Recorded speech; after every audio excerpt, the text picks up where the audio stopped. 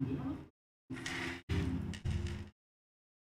boa noite aos ouvintes da Rádio Cultura de Naviraí, sintonizados na 105,7. Hoje, quarta-feira, 28 de janeiro de 2026, estamos iniciando mais um Fala Psico. Nosso tema de hoje é sobre NR1 na prática e as nossas convidadas são a Viviane Santucci, psicóloga, e a Alessandra Lima, também psicóloga e psicanalista. Sejam bem-vindas, meninas. Obrigada pelo convite. Boa noite. Para você que tem dúvidas sobre o que é a NR1, fique ligado aqui na programação para que vocês tirem as dúvidas. E se você quiser mandar alguma pergunta, pode enviar aqui no WhatsApp da Rádio Cultura através do 67998901057. E você que nos acompanha através do YouTube também pode nos encaminhar no campo dos comentários. Meninas, para a gente começar falando um pouquinho sobre a NR1, para quem ainda não está familiarizado, o que é a NR1 e por que ela passou a ganhar tanta relevância nesses últimos tempos? Oi, boa noite. A NR1, ela é aquela... é a NR que é a mãe de todas, né?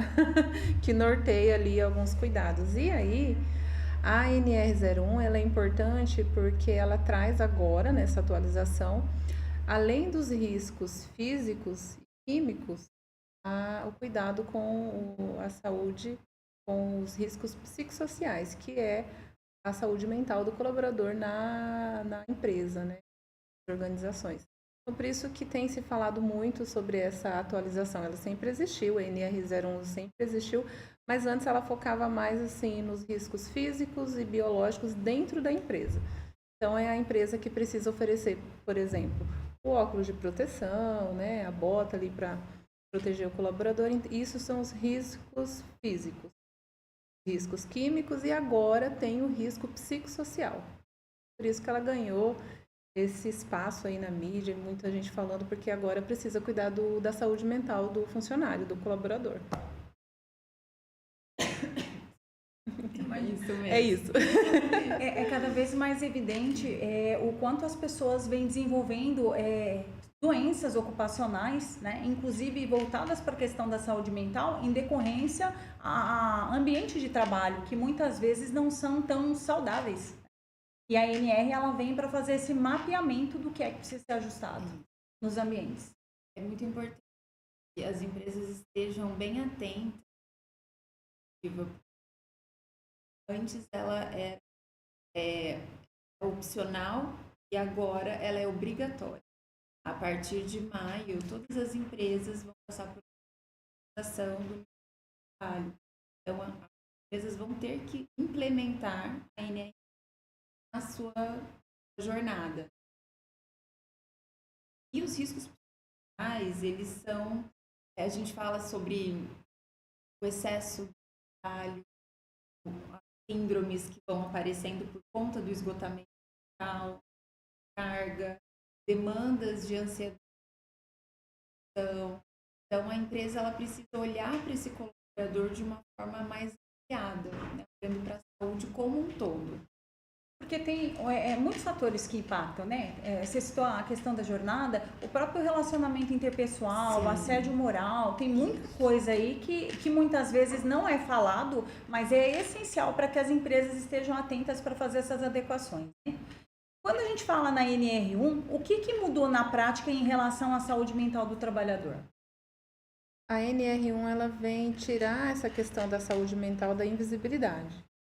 Agora, não mais a empresa necessariamente vai cuidar só do físico e do químico. Então, agora é obrigatório cuidar da saúde mental, porque eu penso que o trabalho, ele não pode adoecer a pessoa, né? Você sai da sua casa, você vai para uma organização, para uma empresa, e lá você fica doente porque a empresa não cuidou do ambiente organizacional, não gerenciou de uma forma assim assertiva os níveis de estresse, os níveis de pressão, de demanda, de produtividade. Então, por isso a importância dessa implementação dessa norma. É uma gestão de risco, prevenção.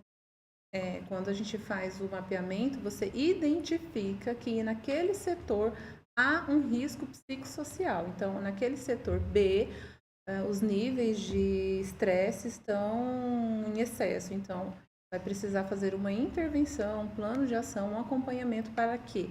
Por que é um risco? Porque aquela pessoa ela está em perigo. Em algum momento ela pode adoecer por conta desse estresse exagerado, por exemplo. E existem outras coisas que acabam ficando em risco também quando a pessoa ela está afetada pelo estresse, né? A própria segurança, porque por mais que ela esteja com EPI, por mais que ela esteja ali, né? A empresa ofereça toda a condição para ela efetuar o trabalho, né? Uma desatenção por conta dessa questão do estresse, de pressão, ela pode gerar um acidente de trabalho. A questão da comunicação, das relações interpessoais de gerência e colaboradores, claro, né? Se você o ambiente não é que não pode ter estresse. Né? Às vezes, assim, às vezes o empresário diz assim, então não pode cobrar. Então o funcionário pode fazer o que quiser. Não, não é isso. Você pode cobrar, você pode fazer as suas mas deve, inclusive. Talvez um dos fatores que mais gera estresse e ansiedade é a falta de comunicação, de diálogo, do serviço, da atuação, ficar muito claro o que é que eu tenho que fazer, como que eu tenho que fazer. Então, talvez num primeiro momento, parece que é algo que vai punir o empresário, né? Não. Quando a gente identifica o perigo, você vai antecipar um problema, um afastamento, problema na justiça, por exemplo. Né? Então, se há aquele setor, há um risco, a gente vai fazer intervenção para que não aconteça exatamente isso. Erros, né? Acidentes e outros problemas relacionados à desatenção, nesse exemplo que você. A gente observa que existem pessoas que ainda trabalham com muito amadorismo, ainda não tem um sistema de gestão, né, estabelecido, então assim, não tem visão, não tem missão, não tem valores, então as pessoas não têm uma orientação do que é esperado naquele trabalho, elas não sabem quais são os comportamentos que são esperados. O processo de recrutamento e seleção é horrível, né? E tudo isso acaba impactando. Então, se você não trabalha de uma forma a ser efetivo para garantir que as pessoas certas estejam nos lugares certos, porque às vezes até a cobrança vem porque a pessoa está no lugar errado, ela não tem habilidade para fazer aquela atividade. Não tem perfil. E você quer tirar suco de laranja de limão. É verdade. Né? Então, assim, é muito importante que o empresário ele tenha essa consciência. Eu acredito que a cobrança dessa NR é uma forma até de profissionalizar esses empresários que ainda atuam com falta de profissionalismo, falta de conhecimento, porque não basta você saber gerenciar o financeiro, né? O principal é você saber gerenciar pessoas. E é onde existe a maior falha, né? Sim. E levar em consideração todas as mudanças que acontecem, né? Sim. Um país o Canadá é o exemplo das implementações do cuidado do psicossocial. Então, para onde a gente olha quando, então, acontece a situação, então, quem que está fazendo certo? O Canadá é um exemplo, que cuida aí do psicossocial, que desenvolve ferramentas e tudo mais, né? Então... E a consequência desse cuidado, às vezes o empresário ele fala, nossa, mas aí a gente vai fazer isso, a pessoa não vai trabalhar mais. Mas é justamente o contrário, né? Aí que ela vai trabalhar bem, vai trabalhar feliz. E dentro, né, dessa questão da NR1, né, o que são esses riscos psicossociais e como é que eles aparecem no dia a dia das empresas?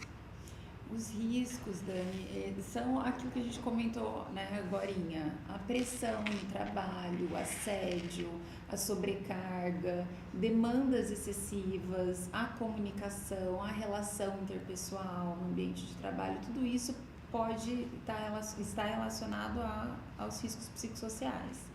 Então, a gente precisa mapear isso, entender quais são os riscos psicossociais que estão acontecendo em cada setor da empresa, para daí a gente pensar nas intervenções para que isso não aconteça mais. E essa questão do risco psicossocial, Vivi, é interessante você trazer, eu só vou aproveitar o gancho, porque entram detalhes tão pequenos que para as pessoas falam, nossa, mas é isso, mas isso às vezes tem uma relevância imensa para as pessoas. Sim. O bullying no trabalho.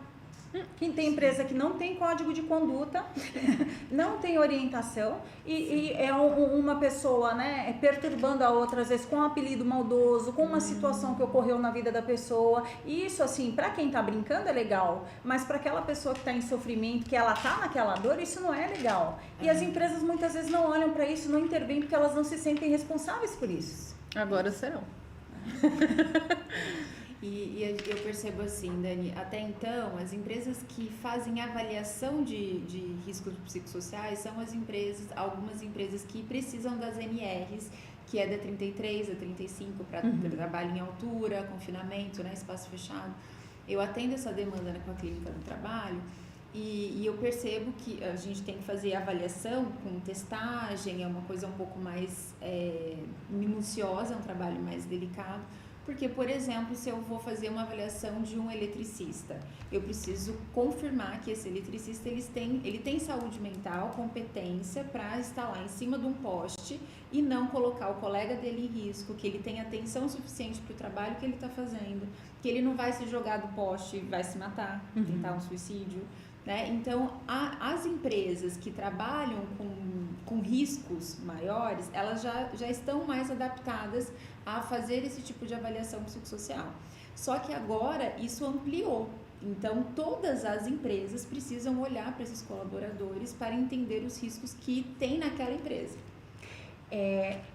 As empresas que têm um pouco mais de noção sobre essa questão do cuidado, elas trazem um pouco disso na pesquisa de clima, porque o clima ele observa muito esses fatores, né? Só que a pesquisa de clima ela não pode ser simplesmente um documento para você deixar na gaveta, porque muita gente faz a pesquisa de clima, mapeia, né, toda a situação que está ali, as insatisfações, mas não faz correção, não faz plano de ação. Aí a importância do psicólogo, né? É onde a gente entra. É que a gente entra, não deixa essa com RH. Tem empresas, Vivi, que não tem o psicólogo. Tem empresas que só tem o RH ali, às vezes ele terceiriza essa avaliação porque ele quer saber como está. Então, se tiver a maioria ok, ele não vai ali pro detalhe, mas às vezes é aquele detalhe ali que pode fazer toda a diferença, né? Sim. E às vezes a empresa tá com problema de rotatividade e às vezes fala assim, não tem mão de obra, ninguém quer trabalhar, está acontecendo com as pessoas. Mas às vezes é a própria gestão da empresa, né? Às vezes é a cultura da empresa. Se a gente pensar numa região aqui, todo mundo conhece todo mundo conhece a empresa, isso se espalha, né? Então, aquela empresa ali, as pessoas são maltratadas, aquela empresa ali, as pessoas são bem cuidadas, aquela empresa ali, né? Então, metade, né? O funcionário tem as responsabilidades dele, isso precisa ficar muito claro na integração, na missão, visão e valores que é passado para o funcionário. Às vezes eu vejo empresas assim que estão crescendo, tem aí, vamos pegar 10 funcionários, mas que não fazem o processo correto, né? Contrata porque é o filho do amigo que está precisando de um serviço, ou porque é um conhecido, ou porque achou que a pessoa é boa, e aí coloca uma pessoa boa, mas num lugar que não é do perfil, e isso vai gerando riscos psicossociais. Então, às vezes a equipe está muito boa e tem o cara que é o piadista, que inferniza a vida da equipe. E aí vem a pesquisa de clima, a pesquisa psicossocial vai identificar que naquele setor, aquela situação de relação, porque daí tem as perguntas, né, norteadoras ali, identificou que nesse setor há muito um risco relacionado a bullying, brincadeiras, assédio moral. Então, esse dado vai aparecer na pesquisa e vai acontecer a intervenção. E é bom lembrar que é avaliado o ambiente, não é a pessoa. Não é a pessoa. Então eu vou ser avaliada. Ai, meu Deus, a psicóloga está vindo aqui, vai avaliar individualmente, a gente. Né? As pessoas acham que individualmente vão ser avaliadas. Não, os riscos psicossociais é para avaliar o ambiente organizacional. E claro, identificou, fez a intervenção, às vezes a orientação, o treinamento, uma conversa, acaba esse problema, aparece outros, mas esse problema ele se encerra e aí você fica num ambiente bom para trabalhar, num ambiente gostoso, num ambiente onde vai acontecer estresse, vai acontecer demandas de trabalho, mas não a ponto de adoecer, não a ponto do colaborador ir para o banheiro chorar de raiva, não querer trabalhar. Né? Então, essas nuances que é importante que o empresário vai tendo, né, consciência sobre isso. Muitas empresas acham que o risco psicossocial é só o estresse, né? Como é que a gente pode ampliar esse entendimento para esses empresários que têm essa limitação, que é pensar, não, né? O que vai colocar a pessoa em risco é se ela estiver, né, muito sobrecarregada. Como é que a gente amplia essa consciência? A gente vai fazer um mapeamento, né? E um dos exemplos é o estresse. Mas o estresse é a ponta, né, do iceberg. O estresse crônico é só o resultado de uma vida sofrida, às vezes, de um conjunto de situações. Um conjunto de fatores, um conjunto Mas, de riscos. Quando a empresa ela está nesse nível de adoecimento, você tem indicadores. Se a empresa ela já tem um sistema de gestão, ela passa a acompanhar, porque você vai ver o absenteísmo, né? Sim, o nível de afastamento, falta justificada, falta injustificada, porque tudo isso já é um ponto, Já né? é um indicador mesmo. Um indicador mesmo. Mas tem empresa que não tem esse gerenciamento dessas informações. Então, assim, como é que você vai saber? Porque se você pega lá até por equipe, você consegue ver que equipe que vai, né, que tem ali um problema que precisa ser visualizado quando você vai olhar isso no detalhe. Opa, mas a equipe, né, essa equipe aqui, com essa liderança, ela apresenta maior Olha nível. a rotatividade, olha o absenteísmo. Mas se não tiver gerenciamento, informação sem gerenciamento, é perder tempo. Por exemplo, tem um outro exemplo, né? Tem o absenteísmo, que é quando o colaborador falta no trabalho. Mas vamos imaginar que no risco psicossocial apareceu a sobrecarga de trabalho. A gente vai investigar que sobrecarga é essa e descobre que a sobrecarga é por conta dos níveis de absenteísmo. Perceba que não é um gestor. Quando o teu colega falta muita gente da equipe está faltando, está te sobrecarregando, isso está te gerando um risco, você está trabalhando o dobro. E aí, o que a empresa então vai fazer com essa informação? Olha, apareceu o risco psicossocial de sobrecarga de trabalho, a gente entende que é por conta do absenteísmo e não por conta de uma situação com o líder, com o colega. Por que essas pessoas estão faltando tanto no trabalho? Aí é uma investigação, né? Uma análise muito criteriosa. Gente, nós vamos rapidinho para um breve intervalo, já a gente retorna respondendo mais perguntas aqui no Fala Psico.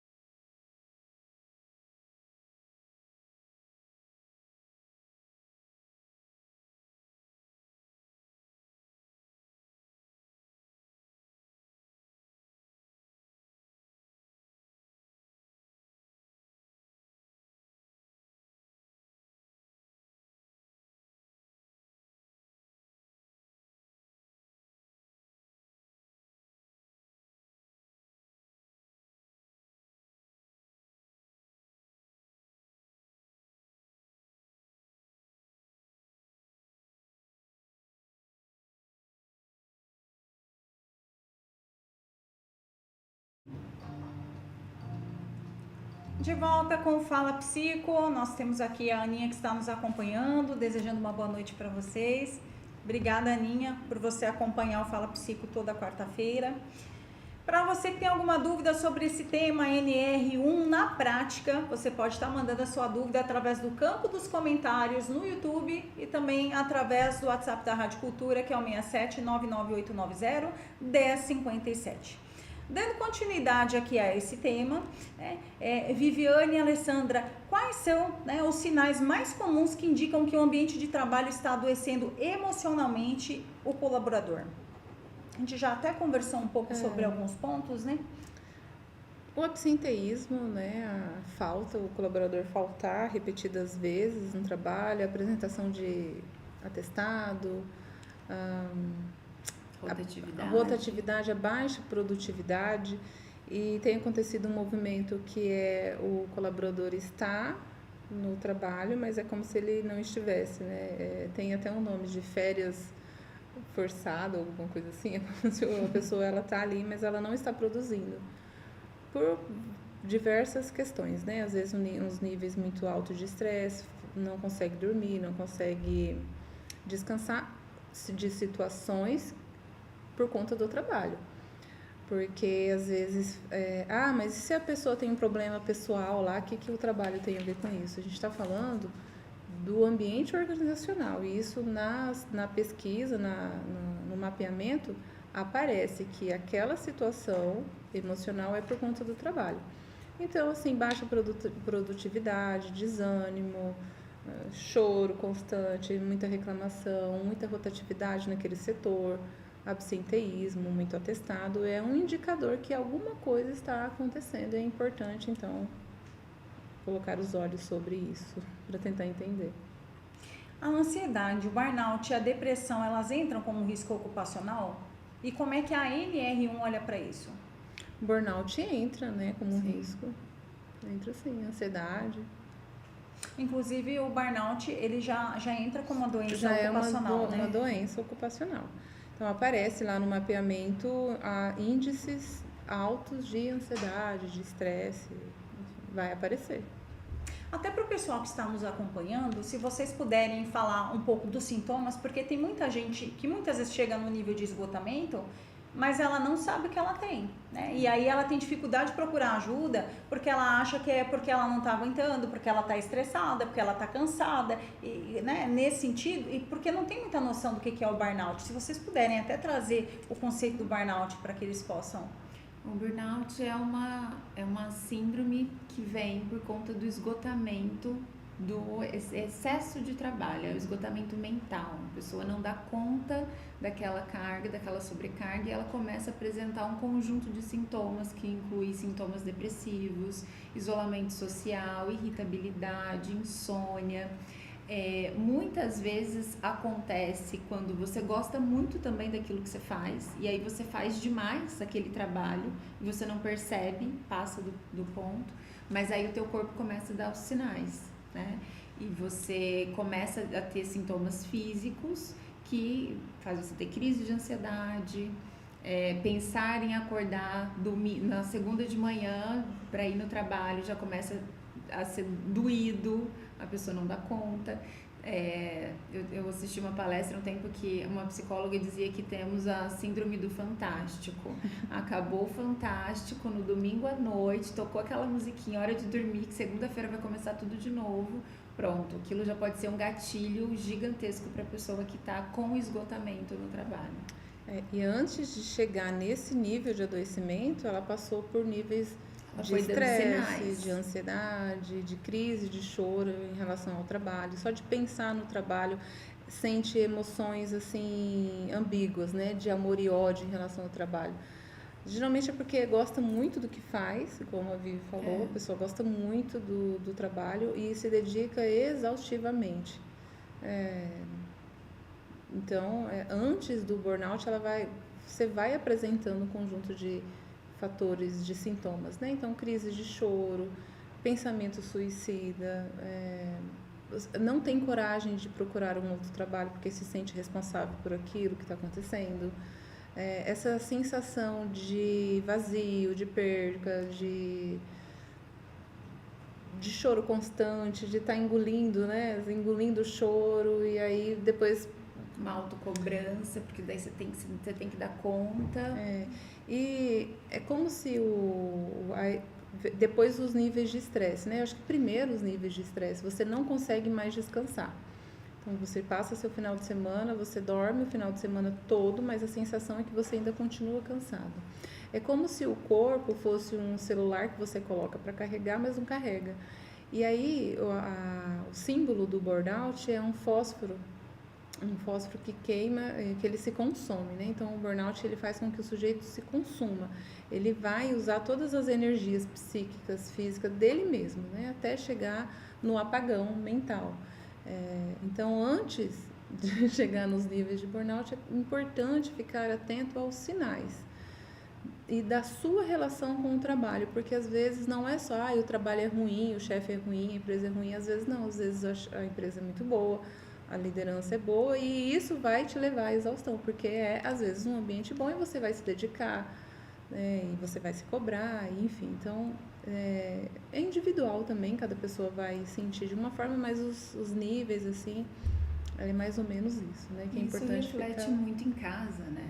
A gente não pode deixar de falar isso, porque às vezes a pessoa não percebe que ela tá nesse looping, mas quem está convivendo com ela percebe essas mudanças de comportamento. Às vezes para a pessoa mesmo que está sentindo tudo aquilo, demora um pouco para cair a ficha que já está passando do ponto, que esses sintomas estão frequentes demais. Mas aí quem está convivendo, quem está em casa, começa a falar, olha, você não está dormindo, você está dormindo pouco, você chega em casa, você continua trabalhando, você não consegue se desligar no final de semana. Então é importante também que a família, né, ou seja, as pessoas que convivem ali com essa pessoa também estejam atentas para sinalizar para esse colaborador, que talvez ele não perceba. Um sinal bem recorrente é um apagão. A pessoa está lá dirigindo, de repente ela não lembra para onde que ela está indo. Está indo, está voltando, o que está fazendo. Foi só um apagão. Esquecer senhas. Nos níveis mais severos, a pessoa começa a apresentar até o quadro de pânico quando pensa no trabalho, né? Sim. E daí já se torna algo que começa a gerar um prejuízo para ela em relação ao desenvolvimento da atividade laboral. Acho que tudo aquilo que vai te gerar um prejuízo, que não vai deixar você trabalhar, produzir como antes, é importante ficar atento, né? Se é em relação ao trabalho ou não, mas qualquer coisa, níveis de ansiedade, de estresse, de sofrimento, de choro, de sensação que não vai aguentar, de sensação que vai explodir, garganta trancada, um peso no coração, é um sinal que tem alguma coisa aí acontecendo, né? Não ignorem. Não ignorem, porque depois é um tratamento longo, né? Vai precisar se afastar do trabalho e, enfim, né? Não é algo fácil, não, é difícil. Nós vamos para mais um breve intervalo, já a gente volta com mais Fala Psico.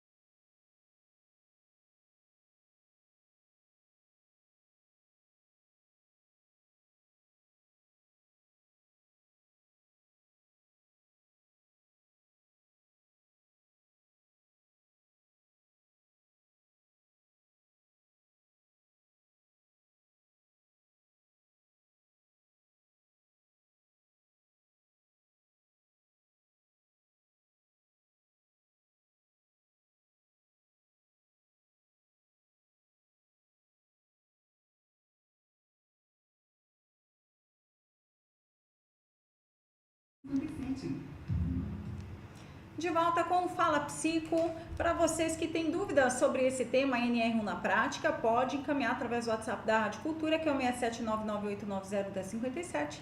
E você que nos acompanha através do YouTube, pode encaminhar no campo dos comentários. Dando continuidade às perguntas, na prática, né, clínica e organizacional, quais são os maiores desafios, né, que vocês percebem na implementação da NR1? Acho que é a mudança de mentalidade da empresa. Não, Lê? É a mentalidade a resistência. A resistência, né? É o medo, porque parece que o empresário fica com medo que a gente conheça o que acontece. E aí a gente vai saber os segredos que acontecem naquela empresa, o que nós vamos fazer com isso. E, na verdade, um primeiro momento é você mapear para ter um plano de ação que é para solucionar.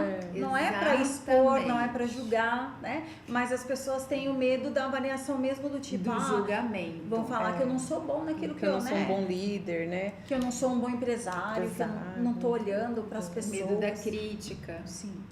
A resistência. Tudo que é novo causa essa resistência, causa medo e tudo mais. Mas passado isso, acho que a gente informar, né, a informação com clareza, entender que isso tudo... Entendeu para quê? Isso tudo é para benefício da própria empresa. Porque se você tem o seu setor lá com 10, 15 colaboradores, eles estão bem, os fatores de sofrimento ou de adoecimento foram cessados, foram entendidos, foram resolvidos a ponto da própria equipe funcionar, isso vai te trazer melhorias, vai te trazer produtividade, vai te trazer uma equipe, né, feliz ali, alegre, né, disposta a trabalhar. Então, não é ruim. No primeiro momento, parece que você está sendo... Acho que ser avaliado é ruim. Vou aqui avaliar, então, o seu setor. Ai, meu Deus, esse colaborador vai avaliar agora a gerência. E se aparece uma situação ali, por exemplo, muito recorrente, é a falta de feedback. Gente, é só ir treinar os gerentes, a gestão, para implementar feedback. Não é uma coisa horrorosa. De outro mundo, né? Então, olha, apareceu aqui que nesse setor precisa mais de feedback. Ninguém vai ser mandado embora por isso. Existem até situações dentro dessa questão do feedback, até com relação à jornada, porque tem empresas que trabalham num regime diferente de jornada de trabalho, né? E se não está adequado, como é que a gente adequa? Vamos buscar a informação para ver como que a gente adequa, para a gente não levar essas pessoas para o nível de exaustão, né? Mas essas coisas as pessoas têm medo justamente porque quem vai fiscalizar é o Ministério do Trabalho. Mas por isso que nós estamos resolver, aqui, né? para que quando o Ministério do Trabalho chegar, você vai estar lá com seu mapeamento em dia, você vai dizer, olha, há um risco, mas nós estamos fazendo as intervenções. Porque eu penso que no fringir dos ovos você não pode adoecer o colaborador e essa pessoa ser afastada e ficar lá, né, afastada pelo INSS, um exemplo, né? Então, o que você, empresa, está fazendo? Olha, existe um nível, aqui nesse setor apareceu um nível de risco, tá, e o que você está fazendo? Trabalho em grupo, palestra, treinamento, a cada um mês, nas datas principais. As campanhas. Janeiro branco, agosto lilás. E é isso. Implementação. Não é contratar o psicólogo e ele ficar ali, porque essa também não é a função.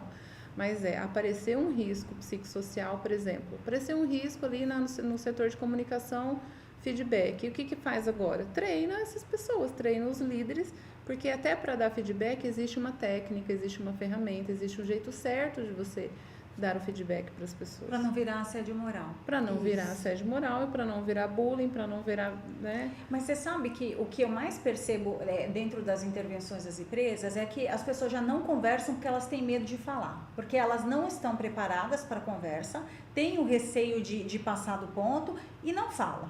E, na verdade, se você percebe que você tem uma dificuldade, busque resolver, né, essa dificuldade, porque não dá para você trabalhar sem se comunicar com as pessoas, com a sua equipe. E na empresa, nas empresas, há uma frase muito recorrente, é que o óbvio precisa ser dito. Porque o óbvio é para você, não é para o outro. Mas é tão óbvio para quem? Para você. Para o outro não, então você precisa falar. Precisa treinar, precisa falar novamente, precisa integrar, precisa entender. Essa é a função do gestor, né? Com paciência, sem exposição, porque tem aquele que fala, já quer pegar aquele ali de exemplo e não é o caminho, né? Porque você também gera um risco psicossocial com você.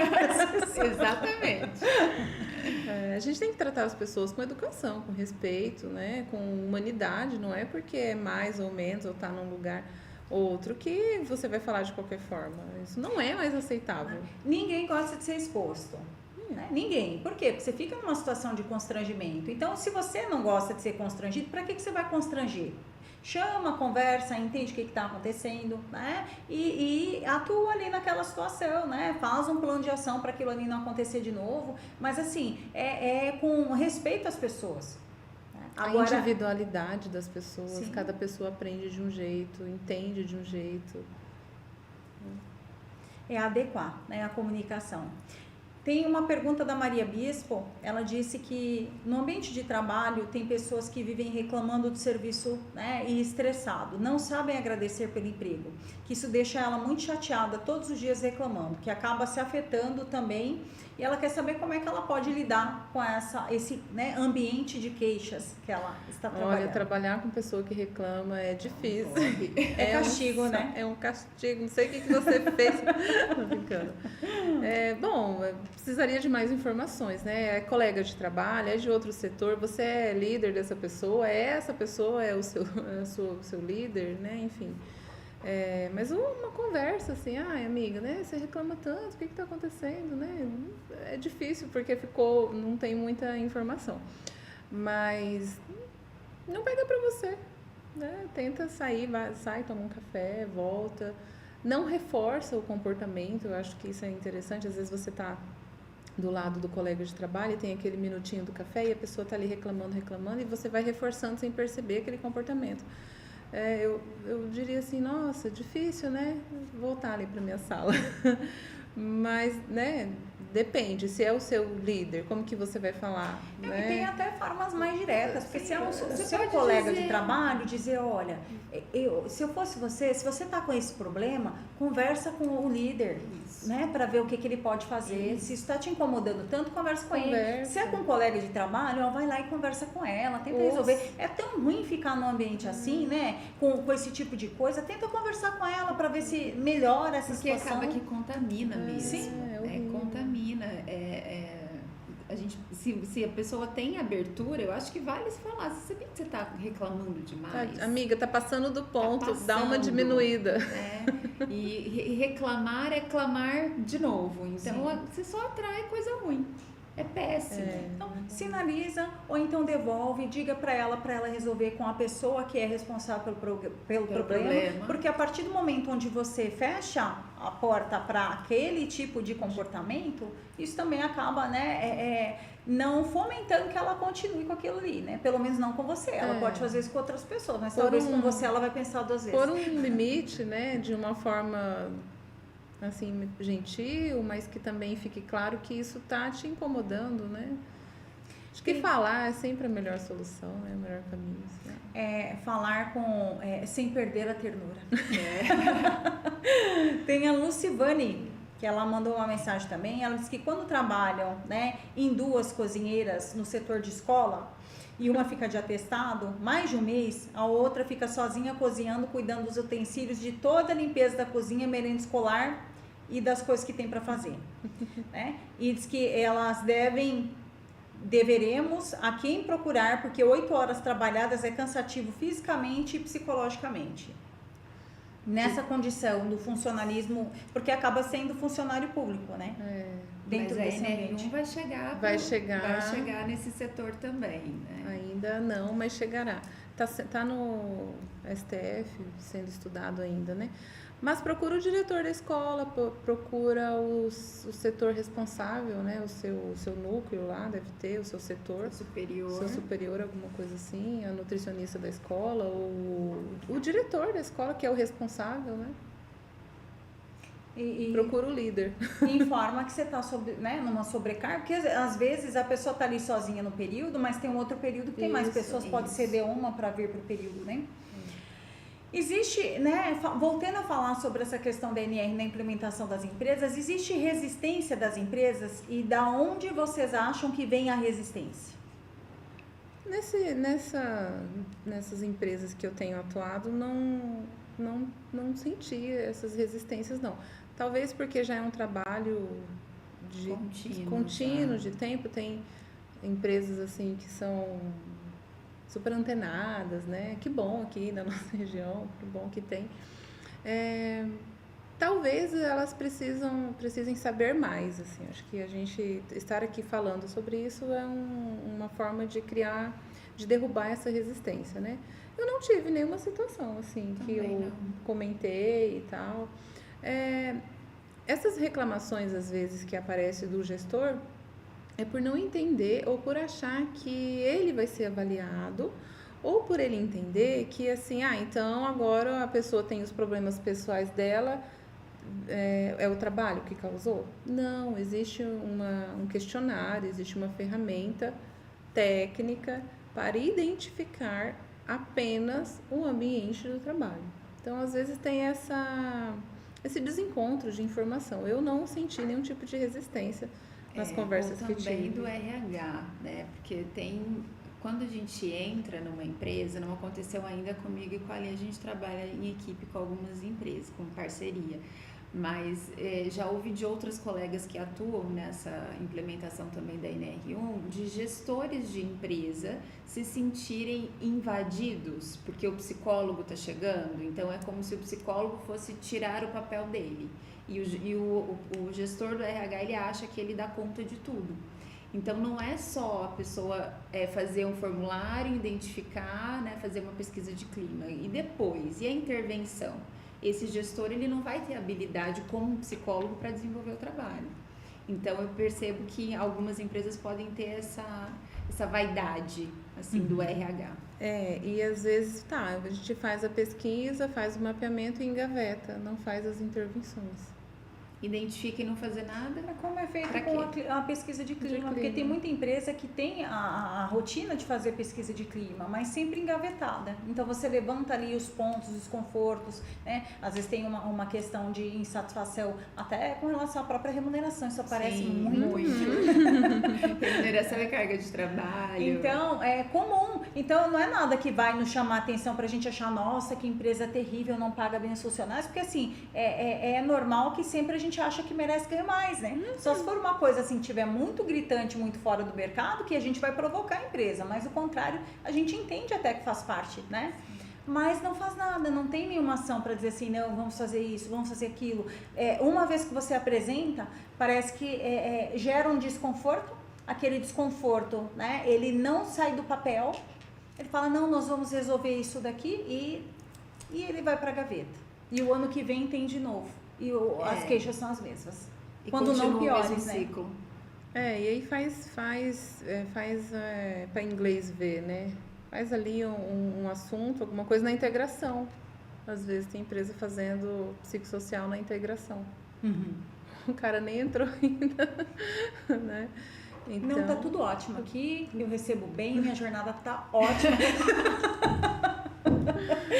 A jornada, ele ficou meio período na integração, tá tudo bem. E aí, às vezes, a gente tá falando aí de empresas, assim, 3, 4 mil funcionários, 2 mil funcionários, né? Que tem toda uma estrutura. Mas, como a Vivi falou, né? Todas as empresas agora, grande, médio, pequeno porte, vão precisar cuidar, né? Ter esse mapeamento aí. Nós vamos agora para mais um intervalo e já já a gente retorna com mais Fala Psico.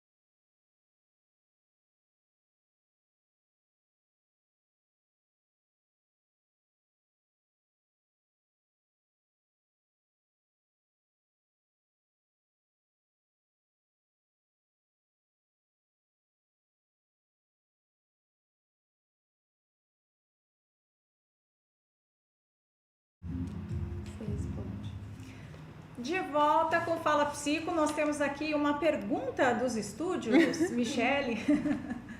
Boa noite a todos os ouvintes, boa noite meninas.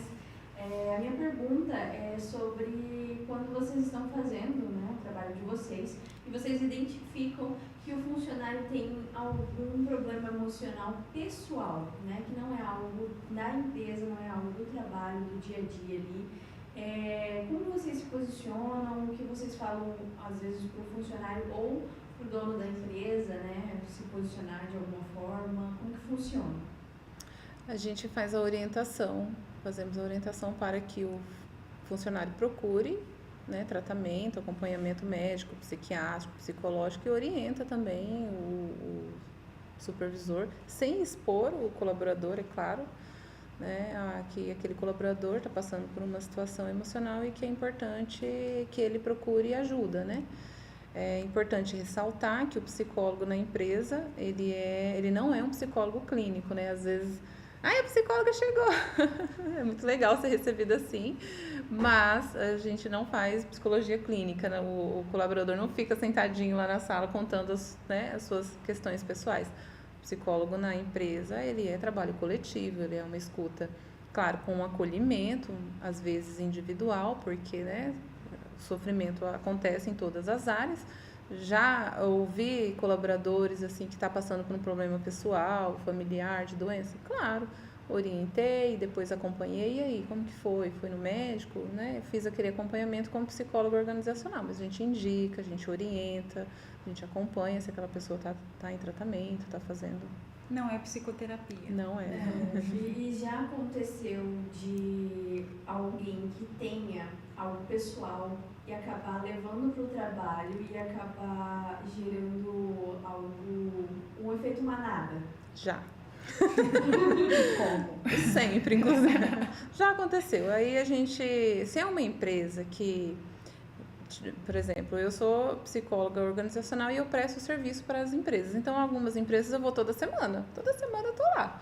Então, eu vou acompanhando aquela situação, vou relatando, vou fazendo os meus relatórios, vou orientando o gestor, o próprio funcionário, até que ao ponto de a empresa tomar uma decisão, porque daí é uma questão pessoal. Aí você orienta o funcionário, olha, essa situação está prejudicando o seu trabalho, você está chegando atrasado, você não está, você está, né, desatento, o que está acontecendo? É isso, é aquilo, a gente faz um relatório, faz uma ata, enfim. E aí, mas isso acontece. Aí, imagina, se todo mundo está com um problema pessoal, chega no trabalho e vai discutir, brigar seus problemas, a função, o que precisa ser feito não acontece, né?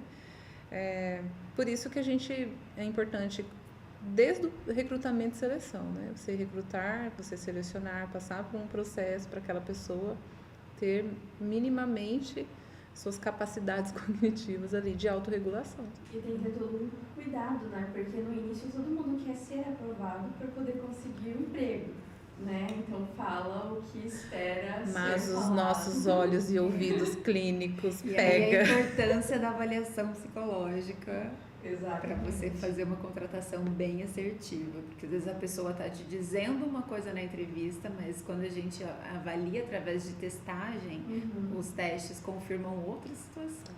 Eu gosto muito de fazer algumas dinâmicas em grupo, porque a pessoa ela ensaiou no espelho da casa dela aquelas perguntas que ela pesquisou na internet, mas a dinâmica ali de grupo, alguma coisa assim, ela não sabe que vai acontecer. Não, com tanta dinâmica que tem, não dá para adivinhar qual vai ser. Né? O Adam tem a pergunta, ele quer saber quando uma pessoa, que muitas vezes ela decide abrir uma empresa, um empresário, onde é que ele busca informação em relação à NR, porque muitos não sabem nem onde procurar essas informações, né? Até pela natureza da atividade, acabam contratando pessoas que não têm muito conhecimento, né? Que não têm a bagagem necessária para desempenhar algumas atividades. Onde é que eles buscam essa informação? O Ministério do Trabalho, Sebrae, um técnico de segurança. Pode ser uma das alternativas. Depende do setor, né? Eu estava conversando com uma... psicólogos que trabalham com empresa. Psicólogos que trabalham com empresa. Outro dia eu conversando com uma pessoa que mexe com construção. E aí ele disse assim, eu comecei eu e um, agora eu e 3, eu e 10. Mas assim, eu não sei lidar com as pessoas. Então eu abri uma empresa ali de construção, de reforma, alguma coisa nesse sentido. E aí foi aparecendo cliente, mas ele foi contratando as pessoas, mas assim, e agora? O que eu faço? Eu tenho 10 funcionários, eu não sei o que fazer. Sebrae, né, cursos, treinamentos, porque a parte técnica a pessoa sabe, mas e como gerenciar? O filho ficou doente, outro está com problema com outro colega e não vai no mesmo turno, aí tem que trocar os colegas. Então, se você tem a empresa, sua empresa está crescendo, é importante que você estude, que você aprenda, que você se capacite, se dedique na área de gestão de pessoa. E aí tem as psicos que fazem os treinamentos, né? Somos nós. Já deixam ali tudo prontinho. Tudo facilitam a vida do a gente empregador. ensina como é que dá feedback, como é que resolve o conflito. Empregador. Se duvidar, até ensina como é que ele mas realmente, né? Porque em muitos momentos você vê oportunidade de desenvolvimento no empregador e você gentilmente, né? Com muita ternura, você vai falando para ele como é que ele pode ir adequando. Às vezes a comunicação, que é um pouco agressiva, que ela pode ser um pouco mais... Mas isso é muito, muito bonito, assim. A gente pega uma empresa e fala, nossa, eu estava fazendo errado, agora é o certo que é assim? É assim que dá feedback? O nome é feedback? Não é chamada de atenção? Não é, né? CR? Não é passa no RH? Não, existe toda uma técnica, uma forma, então é bem interessante. Aí vai desenvolvendo, né? Vai desenvolvendo a sua equipe, você vai se desenvolvendo, você vai investindo em você, na empresa, e não só no técnico, né? CR é correção de rota. Aplicar um formulário ou checklist é suficiente para atender a NR1? E o que não pode faltar nesse processo? Só o checklist não, né? Ok. Não tem ninguém estressado, tá todo mundo bem. Tá bravo? Tá triste? Não, é importante ressaltar que o mapeamento ele acontece de forma anônima, pode ser presencial ou online, ou através de um link que Google Forms, você envia o link, o colaborador vai responder de forma anônima, com perguntas estruturadas, perguntas técnicas, tem um espaço de sugestões de melhoria e essa parte eu adoro. É o melhor. Onde o colaborador abre o coração para contar. E às vezes eles dão ideias assim, como ninguém viu isso, sabe? Porque o óbvio precisa ser dito, né? Como que ninguém percebeu que era isso? Então, é um trabalho muito teórico, com muito sigilo, com muito rigor. Então, quando eu faço, né, a gente está aí fazendo umas, assim, é anônimo. Então, o colaborador precisa ter essa segurança de que ele não vai ser identificado e não será.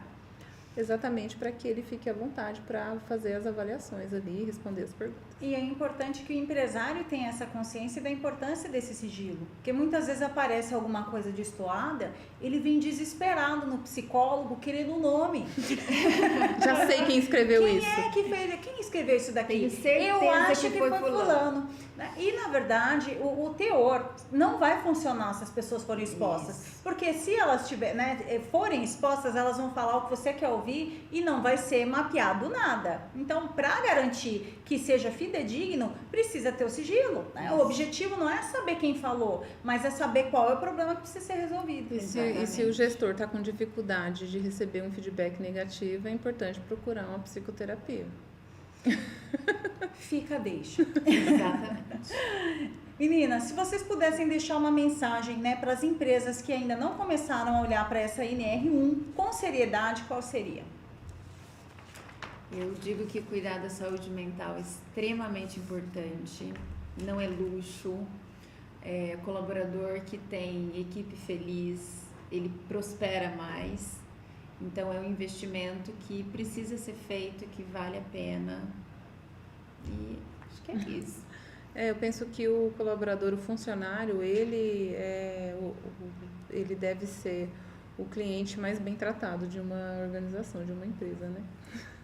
Meninas, deixem o contato de vocês. Maria José pediu o telefone. Pode ser que ela entre em contato para explicar direitinho o que está acontecendo. Os detalhes. Pode seguir no Instagram, psialessandra.lima. E o meu Psi Viviane Santucci, eu atendo aqui na Clínica Santucci Barros. Meninas, muito obrigada. O tempo foi insuficiente para a gente esclarecer todos os pontos, mas acredito que o pouco que a gente conseguiu falar aqui já foi, né, de grande valia para quem está nos acompanhando. Gostaria muito de agradecer a disponibilidade de vocês. Conto com vocês para mais programações para a gente falar mais de perto, né? Detalhar NR e outros temas.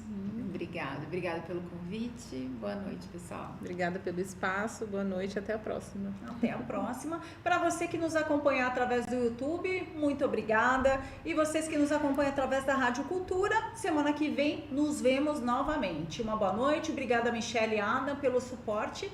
Excelente semana a vocês e até semana que vem. Fiquem com Deus.